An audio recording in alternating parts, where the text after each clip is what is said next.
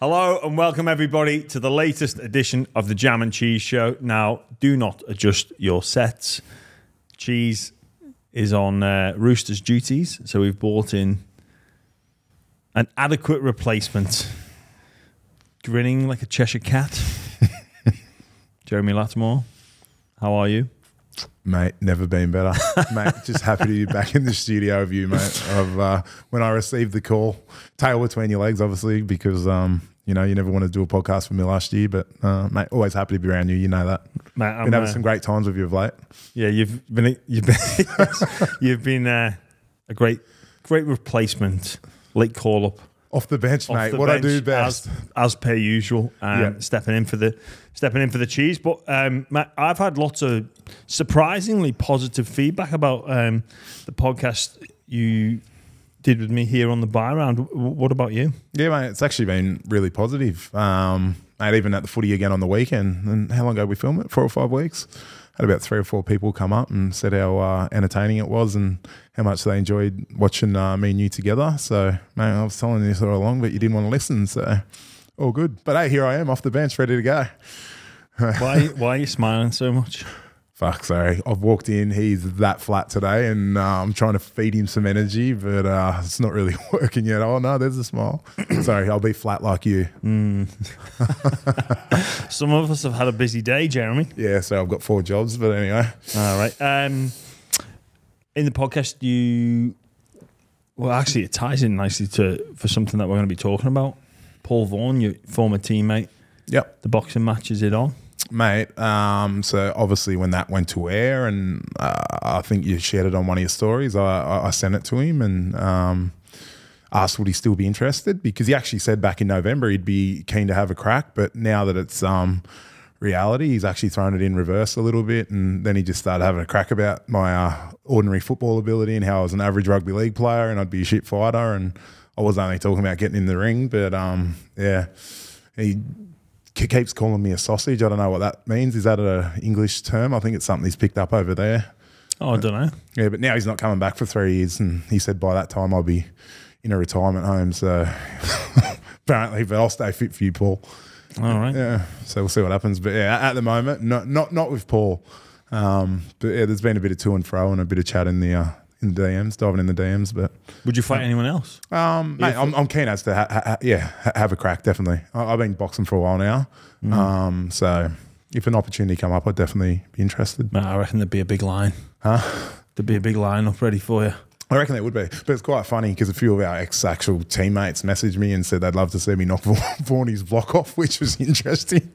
Anyway, but I'm sure there's plenty of blokes out. I know that you'd love to step up and knock my block off. There's been plenty of times where you've we've tried to, but anyway. We've had a few disagreements, not at training, but like away from the field. Usually, I'm always in the wrong, am I? Always. Yeah. Josh Schuster, he has a punch up with training. Have you ever been, Jeremy Latimore surely has been involved in a training ground punch up? No actual punches. Always a few. You know, it's competitive men full of testosterone going after each other at training, but no actual just toys out of the cot, shake hands when you walk off and it's all good. But no actual punches thrown at training, no. Have you ever seen any? Mate, I saw one back in my first NRL preseason, actually. Hutch Mayava, who played for both the Bulldogs and Cronulla Sharks, and a fellow I grew up playing with, Jacob Selms, and there was a bit of a disagreement in the gym. I can't actually remember because he tested me out, but I remember Hutch just put one on Selmsy's nose and busted his nose, and yeah, it was quite full on as a young kid too. Like Selmsy would have been 19 or 20 at the time, and I was, but Hutch was the nicest dude. But something happened that day, and they had a bit of a disagreement, and I don't think there was any more disagreements with Hutch in the gym after that. What happened because of it? I think like again, shit happens, as you know, in that environment, and obviously they both moved on and they were mates again. But I think Hutch may have got a fine, and it was in pre-season, so he didn't miss any games or anything. Oh, right, okay. So 6 again. I think it's these things do happen. Yeah. But the spotlight seems to be on Josh Schuster at this moment in time. Manly have given him some more time to go away and work on his fitness. Do you think it's a waste of talent? Like, you've never had that issue. So, Josh Schuster, if you're listening, this is how Don't take my advice, Josh.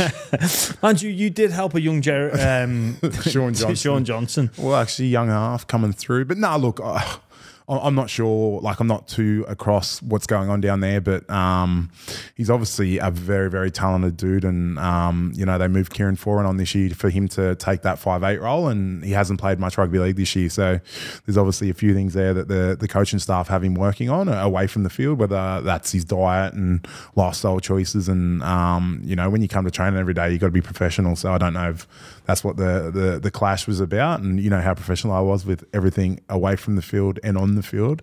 But, you know, hopefully he can get himself sorted, because I think they got a fair bit of money invested in him, and, you know, at his best, he's a game winner. So also, I think you've been around the traps for a while. When you know someone's on such a big contract and can't get themselves in the right shape or the right frame of mind to... Sorry, no, not right frame of mind, right shape, like right physical shape, and probably a little bit of mental stuff there as well. Is that frustrating for you as a teammate? Have you ever been in that position? Because, you know, you openly admit, like, you never were on, you know, the massive deals, but you're there, you're trying your nuts off each and every day that you turn in. You're desperate to get a spot in the 17 each and every week, and you've got this kid that, well, like on an absolute fortune with all the talent in the world, and can't apply himself. Mate, for sure. And obviously, you know, we have a joke, whatever, but you've been around me, and I did everything I could to make sure I was on the field and at my best every week. And when you would see your teammates who were on a lot more money, not staying back, doing extras, not working hard, the team's not playing well, you know, you don't see them guys that are on the big money working on stuff which is going to help us win games on the weekend, like say halves or whatever, working on the kicking game, because, you know, the difference between a 7-tackle set or a repeat set is a big thing. So I used to get frustrated at stuff like that. And like I said, I was on not massive money at any time in my career, but, you know, I had to work hard for everything I got. So bloody oath, there's been frustrations over the year with some of my teammates who didn't work on their game. But then you got someone like Jimmy Maloney. He was obviously, mate, when he went across that white line, he was unbeatable. But I can't say I ever saw that bloke work hard in the gym or whatever. But, mate, he got the results, so you could never question anything he was doing. Yeah, well, it's a results-based industry. Yeah. And, you know, perhaps some of the people that have enabled Josh to just get away with using his talents over the years, now it's coming back to bite him, where, you know, at the very top level, he can't get away with it. And it's such a shame, because, you know, I think when you finish playing, you kind of, you know, you don't want to be that ex-player that's saying, oh, back in my day, or anything like that. But what, like, the criticism comes from a place, for me, is that I would never want to see Josh Schuster look back and regret the penny not dropping, and regret like just being a waste of talent, and people to say, you know, oh, look what he could have been. This lad could have been anything, because we see that there's potential there, but he just doesn't seem to want to apply himself away from the field, you know. And then I think the talk of the Tigers coming in to take him, I think that sends the wrong message. Get rewarded for not ripping in, and then the cycle just continues. 100%, and that's obviously, you know, for the West Tigers, they're trying to build a football team that wins games every week, and but at the same time, you know, Manly internally have seen something in him in the last few years to obviously move Kieran on, invest all this money into him, and, you know, it sort of does then fall back onto Josh to make better decisions, because he owes that to both the football club, but the fans of the football club, and even to himself more so, because, like you said, you don't want to be 10 years down the track going, fuck, I wish I did this better or made better decisions back then, because you can't get in the time machine and fix that up. No, you can't. And I've seen plenty of players that have suffered from the talent curse before. Hopefully for Josh and Manly's sake, he can marry in a little bit of hard work and dedication as well, because, you know, the sky's for limits for him. He is all right to maybe look once in a while where he passes. doesn't always have to be a no-looker. Round 9 is done. Jerry, the Dragons, another loss to, well, understatement of the century, a depleted Bulldogs team. Braden Burns playing on one leg. Middle four consist with 3 of those middle 4, one being Reid Marnie, Josh Reynolds, and Jaden Ockenbaugh, who's a winger by trade. How's the mood been down there? You were at the game. What were your thoughts? Obviously, I still got invested interest with the club being involved, and before the game, looking at the Bulldogs on paper, as a player, you can look and go, "Oh, mate, we should get the 2 points this week." But Bulldogs turned up and had a massive crack. They probably left 3 tries on the field in the first half just through execution.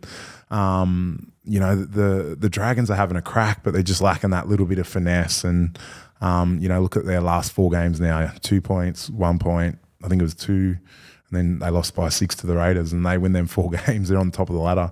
But it is a game of inches, cliche. But, I went on the field with my young bloke and his mate after the game, and Blake Laurie was there, and you could just see the hurt in his eyes, and he'd left everything out there. Like, he was enormous. He was going after Pengai Jr. and leading from the front, getting back, having play 1 and 2 carries, and he's all heart blocker. But I do, you feel for people like him. And even I was messaging Jack Bird after the game, and he was devastated as well. And he's another guy who leaves everything out on the field. But yeah, I don't know.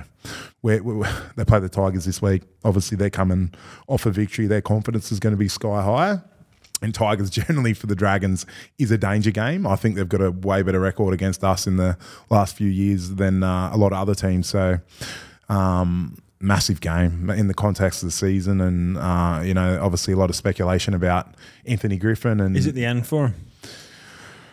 Mate, what is that now? 4 in a row or 5 in a row? And obviously they've only won the 2 or 3 games, and there's a lot of pressure on him as well as the football club. And yourself, when you're in that position, when you've lost a few in a row, you start looking at your mates and you start questioning what you're doing. But hopefully, they go down to training this week and a few tweaks in their attack, and find a few more points. But they're having a crack. They are, and like you say, those 4 games that they're all incredibly close. Whose responsibility is it to get them over the line then?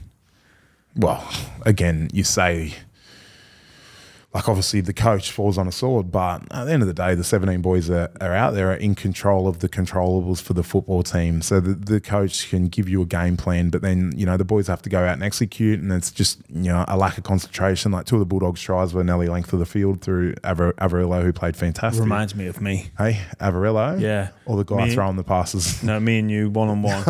You're Sloan, I'm Averillo. Boom! See you later. Mate, I've never got the chapstick out from you giving me Winburn. So relax. You did beat me in a running race once. I'll give you 10-minute head start. Yeah. With the club basically advertising or opening up the auditions for next year and the head coaching job there, do you think it might be better to just sever ties now? It's a tough one, right? Like, because they got 2 relatively. Well, Ryan Carr's been around for a while, and Christian Wolf's brothers down there, who, they're young guys, but they've been around the traps a while. So you have to nearly promote within for the remainder of the season. But yeah, I don't know, because it's a difficult one for you to answer because your affiliation there. I think for me, like, Hook's on borrowed time. Like, and he knows that he's a smart operator. He's a smart man. He's not stupid. I think at the moment it's coming down to a financial decision. Yeah, where if they pay him out, that's going to cost them, and then they're going to have to pay for someone else to come in, or up the money of one of the assistants. So I can't see him being there next season by any stretch, unfortunately for him. And they need a change, because you look at that team on paper and it's capable. Definitely. And like the last capable. 4 results, they win them games, they're on top of the ladder. But it's a game of inches, and we're just lacking in that department at the moment. So whether that's effort, execution, drive behind the boys, I don't know. Without being internal, you as an outsider looking in, you can have a you know, you can think you know what's going on, but it's hard to actually know what's going on down there. Yeah. He has rang or made a big change this week in the dropping of your mate Zac Lomax. Do you think that's the right call? Like, what have you made of that? Like, what have you made of his performances? I know he swapped sides this year, but apparently a very angry and disappointed reaction from Zac, and probably understandably as well. Yeah, well, mate, since he's come back into grade, that was 2018 when me and you were there, and, you know, he's pretty well been a mainstay in the football team, and unfortunately, you know, when your football side's losing, you got to look at ways to improve, and there may be a guy underneath him who can come in and do a job or offer a point of difference. So, it's a big challenge. And for Zac himself, you know, you got to cop it on the chin. Mate, I was up and down like a yo-yo there for a few years in my career, but you go away, you work on what you have to be better so you can be a better NRL player. And sometimes it bruises the ego and, you know, you want to be a first grader, but... He'll have a massively bruised ego. Yes, definitely. And he's still only a young kid, you know, and like I said, he's been in the NRL and never had to play reserve grade. So it will be a humbling experience for him, but, you know, you judge on how you respond and how you go away and work on your game and come back. And obviously he hasn't been playing well enough and they've had to drop him. So go away, work on your game and, you know, show that you're a fighter. You see it at other clubs where people throw the toys out of the cot and then they ask for a release. That's not the way to go away and, you know, that stuff tests you. It makes you a better individual. You build your resilience and, you know, hopefully we can see a new and improved Zac down the line, but he has to cop it on the chin. And in saying that, his replacement might come in and kill it. You know, Sully on the other side, I was watching him on the weekend. He's been unbelievable. He was coming off the back fence. He gets them sets going, coming out of our end, and he's actually been really, really good this year. Yeah, I agree with you. Some of his comments were a bit strange earlier in the year, but I'm going to keep a close eye on how Zac Lomax responds. Yep. This could make or break him. Like, it really could. He won't be happy. He is that, I've got to be the man. Yep. You know, very much about his image. He wants to be known as a first grader. You know, he talks one day of potentially or wanting to play State of Origin, but I just don't know if he's been good enough this year. And, you know, one of the added benefits of Zac Lomax in your team, and this is even sort of adds to the surprise around the dropping, is the fact he's the goal kicker. Yeah. So yeah, who steps up and takes that? So like that's another decision for Hook to factor in. It's like, you know, if you're going to beat the Tigers, it's likely going to be close, but his goal kicking's been off. Definitely. And then he's out of the team, but it's something to watch very closely. I remember before I got to the Bulldogs, Josh Morris got dropped for Timmy Laffey, and he didn't take that well, but he actually went back, worked on his game. He played for New South Wales and Australia at the time. As you can imagine, not happy about being dropped, but he came back, and then I think he won Dally M Centre of the Year the following season. So this isn't the first time it'll happen. It won't be the last, but like you say, it's about the response. Before we get into the rest of round 9, I forgot to mention a couple of things actually, Jerry. The rundown's a bit all over the shop. The Schuster punch up. Do you know what the alleged sledge was about? What caused the brawl? Is this for me to fill spaces, or is it actual there was a sledge? Yeah, there was a sledge. Oh, no, I didn't know. No, talk to me. It was about a haircut. Actually? Yeah. So I don't know if... Mate, me and you should have had about 30 brawls in our 2 years together. Gaz Smith when you used to come in, absolute patty butchers. That's had why the ears lowered. Yeah. Hey, absolute patty. Hey, you want some massive bees with that? Far out, mate. Really? Mate, who's the Benny Barber, mate? He's going to be getting seen do this week. Causing punch-ups at training. Jeez. Yes. That's great. I didn't know that. He sure will. Tigers got the first win as well. What do you make of that? Like... Oh, mate, for me footy tipping, they're killing me, the Tigers. I've gone them 3 or 4 times, and then I didn't think they'd be able to go out and beat Penrith in their second home out in Bathurst. But, mate, hats off to them. It was, you know, pretty ordinary weather out there and all the pressure in the world. Luke Brooks had a blinder, Api Coruscant against his old team. And, yeah, mate, like, you've been in a position where you've lost a fair few footy games in it. Or have you? I don't know. But I have. We've lost games and... mate, you sort of have to be happy for the West Tigers and obviously Penrith. You know, they're not the team they were, and a lot of boys have come away from the World Cup and had a shortened preseason. I think that might be affecting the Panthers a little bit. Yeah, perhaps it could be. In another game, we saw Jack Whiten get very emotional at the end of the game. You've moved clubs quite a lot. Did you ever get as emotional as him? Maybe on day 2 of Mad Monday. I'm going to miss you, bro. I love you. Whispering sweet nothings. But, mate, honestly, that was just, you know, I love to change. So, mate, never. Interesting at the end of that game, or in Golden Point, sorry, in the build-up to Canberra getting the field goal, it appears as though there's been a knock-on. In fact, appears there has, and the NRL have admitted that Wayne Bennett is rightly fuming, but I guess what do you do?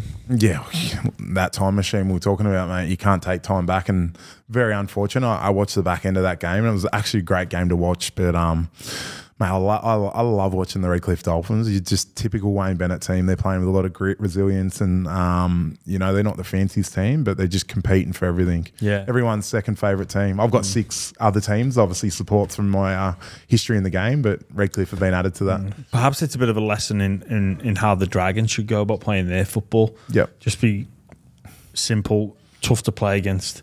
You know, turn up defensively and then let a bit of the magic be sprinkled. Yeah, well, even young Katoa, his mother-in-law trains at my gym, and she went down to the game in Wagga on the weekend and reckons he was crook as Rookwood going into the game. But for an 18-year-old kid to, you know, get off the deathbed, so to speak, and go out and perform the way he does, it speaks volumes of that kid's character. Yeah, it sure does. Yeah, they were pretty unlucky in that game. They found a way to claw back in, but it was so emotional, the scenes at the end, and it was great to see. It's what our sport can do. It's just a made-up game with made-up rules, but yeah, it makes grown men cry when they're going from one, I guess, made-up football club to another. It's pretty spectacular. But even Ricky in the post-game conference, like, mate, you can just tell he loves them boys and that football club, and yeah, you got to take your hat off to the man, and obviously he's really hurt by Jack's defection, but you know, I'm interested to see how Jack goes for the rest of the year, because he's a warrior and a competitor, and he'll give his heart and soul to that club. Oh, he's a warrior. He's a warrior. Jerry, do you want to tell that story? Does anyone want to hear the warrior story? Jerry, you are a warrior. You've got this. You're a warrior, Jerry. Oh, have you ever had a coach get so emotional over you? Like in a spray. No, in a positive way. Daniel Anderson and Hook got very emotional with me, but that was giving me their all after a shit first half. When did Daniel Anderson get stuck into you? 09.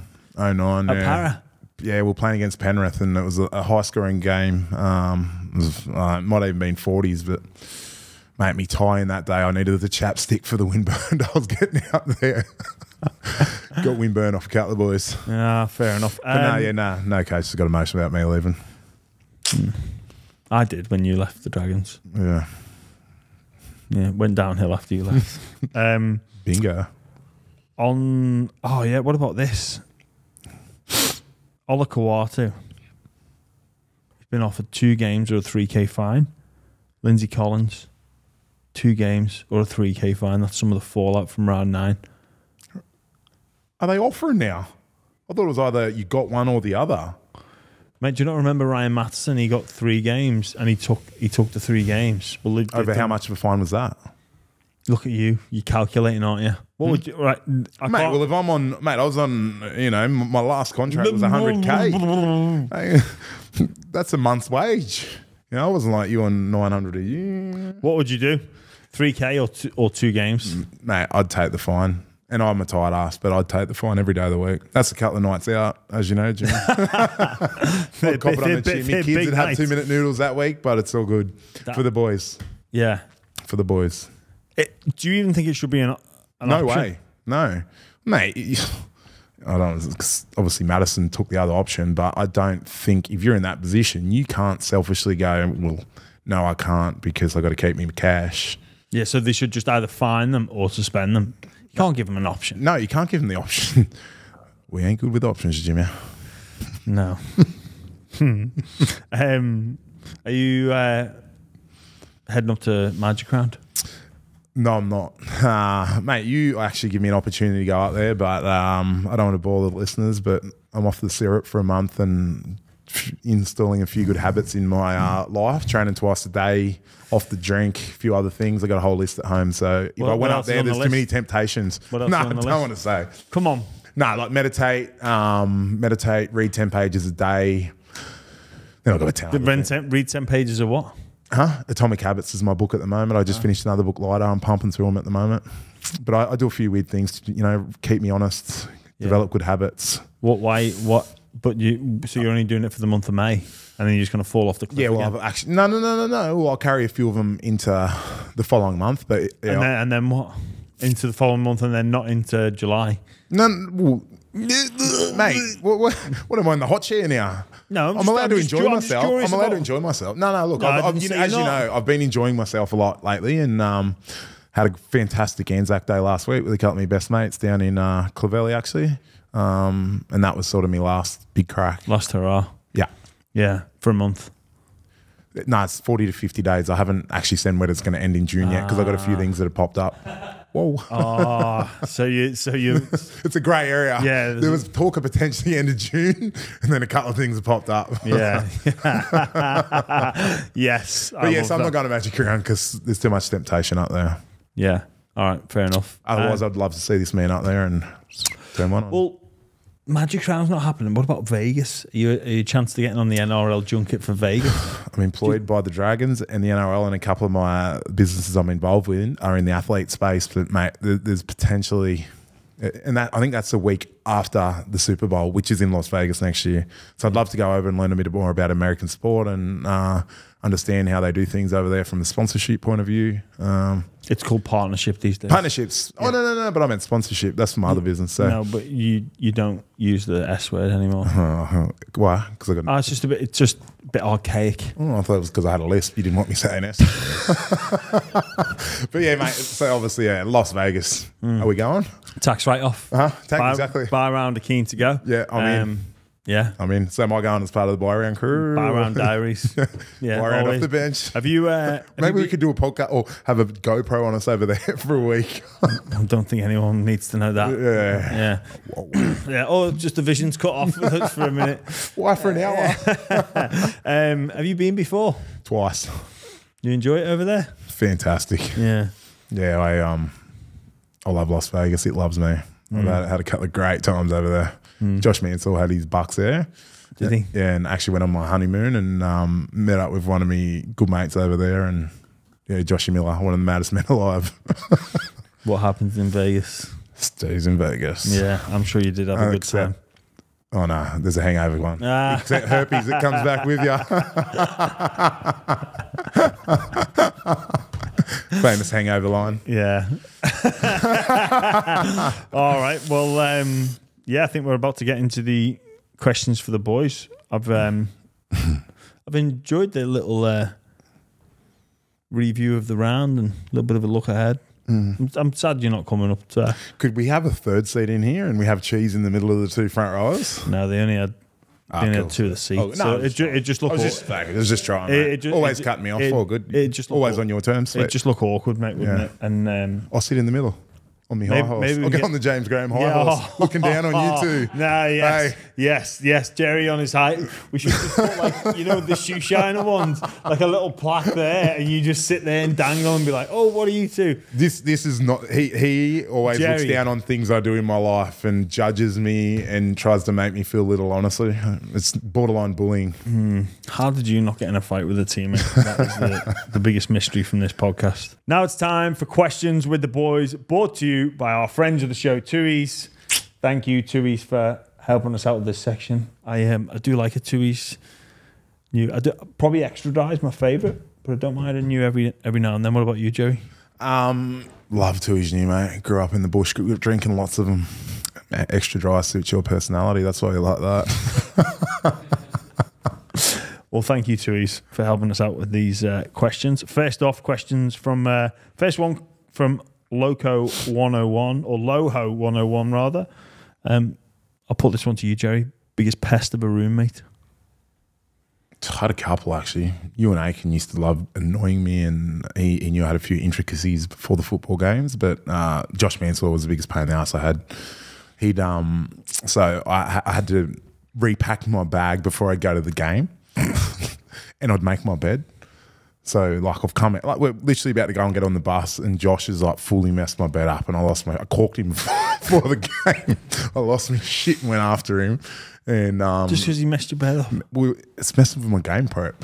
I was focused for that. That 40 minutes I'd be coming off the bench. You had the audacity to come after me when you missed my game. That was 48 hours before the game. Mine was half an hour before we got on the team bus. That's mate. And I couldn't even look at you before the game. You're that serious, or make a joke. That's it. Not on game day, brother. Don't make jokes with me today. Mate, you're talking shit. Like you did. You're that serious. Double standards. No. Double standards. Oh, it's all right when I'm the jokester and the prankster, but don't you dare do it to me. Nah. Don't mess me bed up or mess my my clothes up before the game. Yeah, that was so. Josh Mansour, if you're watching this, I still hold a grudge against you. I saw him playing the other day for Newtown Jets against the Bulldogs. Yep. How'd he go? He was going all right, mate. Yeah, big, strong, powerful. Loves them back the field carries. Big Josh, right arm offload, hand grenade. I'm surprised he's not got a gig somewhere, man. Like, oh mate, he's a fantastic character to have around a football team, but obviously for that yardage, and that's where the game's at these days, is great. Anyway, yeah. Question 2. Now, I'm not too sure if this is someone trying to stitch us up, but this question is from Brad Over. I'm sure it wasn't Bend. Do the refs hate the Warriors? You, as a former Warriors legend, did you notice the rub of the green or the frequency of the calls go against it? Sorry, the frequency of the calls, that makes no sense. Yeah. Good England. Did you? Yeah, the rub of the green or the penalty count being, or they missed late mistake. I thought on the weekend they missed a couple of shockers. Yeah, well, I know there was a Tupanua one. No, especially because the game was in New Zealand. I feel like they're going to get a bit more of a rub of the green over there. I get the Aussie based one, and I used to feel like we, even though the 2 years I was there, we were pretty successful, and I helped Shawnee get a few things going there. But yeah, I feel like over there they get the rub of the green, if anything. But obviously on the weekend, they had a few calls go against them, and I guess the Warriors fans are not happy about it. But let's see what happens up in Brisbane this week. That's an awful answer. What did you want me to do? You want me to say? Yeah, mate, they were dudded. Yeah, on the weekend, but I feel like overall, no, they're not. Yeah, I actually disagree. All right, so you disagree. I got a big shout out to the Warriors fans for turning up. Was there like 20,000 in that pissing down rain? So awesome seeing footy back over there, obviously with COVID and not being able to play over there. And as you mentioned, I did play a couple of years over there, and they're an awesome fan base. They love that football club in a heavy rugby dominant country. But it's good to see the rugby league getting played back at Mount Smart. I love that guy that rocks up with the Joker face. He's a man. Every day. Yeah, not every day, but every game. Mount Smart Joker, literally. That's his name. Is it? Yep. Do you think he gets over it? Obviously not if he's still doing it after how many years. That's sort of a bit of a shit answer like my one. If he's running late for the game, he's like, fuck. No, I love them never-ending dress-up parties.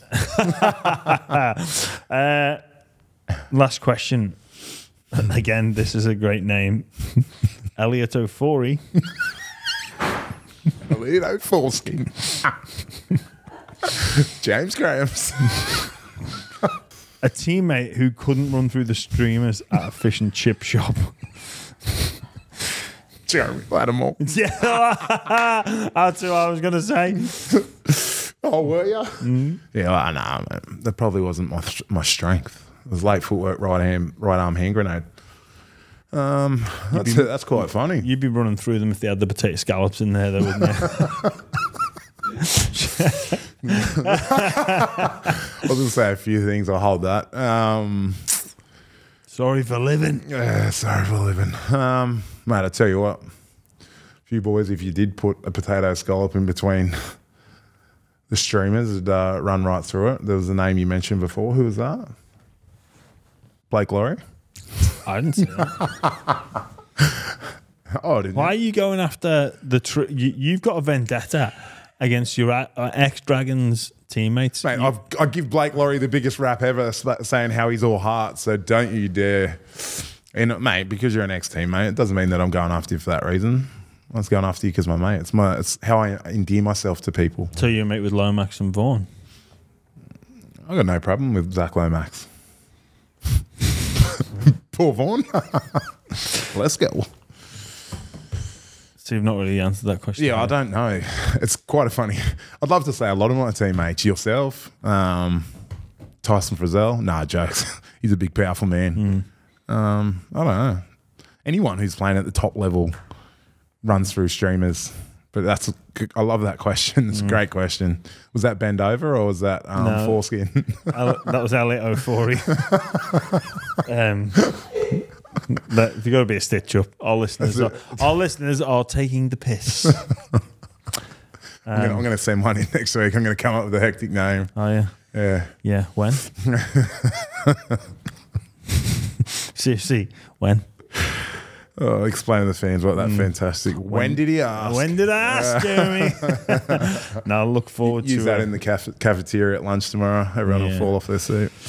Oh, yeah. I can't wait for that question. I'm sure it'll be, or that name be really well thought out. Jerry? I'll Google it. Yeah. Funny names for podcast questions. James Graham's podcast. Got into chat GPT. What's going to get the biggest laugh? I will. I'm sure you will. Well, Jeremy, it's been an absolute pleasure sitting down with you. It's always a pleasure, James. Thanks for filling in for the cheese. I think next time he's out, we'll get someone else. Get someone. No, that's fair. Yeah. No, it's been great, and all the very best with your month or 6 weeks or maybe 8, depends on what's happening at the end of June. You as my mate, you messaged me on a Saturday, let's go for a beer. How can I say no to you when June swings around? May, won't reply. June, I'll be waiting. I'm looking forward to hearing all about it. Yes. What, the dry month or when I'm back on it? Everything. I just have to buckle up. Mate, you do like to call me to ask what's going on. I do like a bit of around the grounds. I do like the around the grounds. There's always something, mate. There is always something going on. Well, yeah, been an absolute pleasure. Thanks for listening, everybody. We'll catch you later in the week on Midweek Matters. Please like, subscribe, leave us a comment and all that jazz.